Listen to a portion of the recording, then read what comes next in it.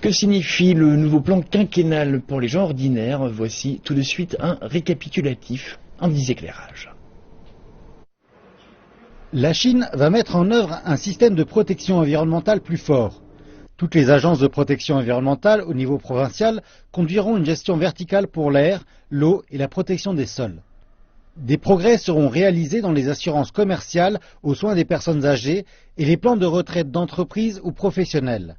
Le système d'assurance sociale sera amélioré pour couvrir tous les habitants de la Chine. Le gouvernement créera des logements de base pour les habitants et optimisera la structure de l'offre et de la demande de logement. 50 millions de nouveaux emplois devraient être créés pour les résidents des villes. L'entrepreneuriat et l'innovation sociale seront encouragés. La Chine rendra l'éducation au lycée obligatoire et exemptera de frais de scolarité dans les écoles secondaires professionnelles.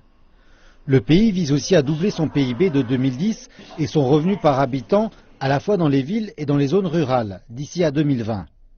La Chine veut améliorer le niveau de vie des gens pauvres et dans les campagnes. Le système de santé intelligent promouvra les soins de santé s'appuyant sur Internet, les centres médicaux et les services médicaux éloignés. Par ailleurs, en ce qui concerne le taux de la population urbaine enregistrée, l'objectif est une augmentation de 45%. La Chine envisage de mettre à niveau son système de permis de résidence pour couvrir les personnes qui se sont installées comme résidents permanents dans les villes et les villages. Le train à grande vitesse couvrira plus de 80% des métropoles et plus de 50 aéroports civils seront construits.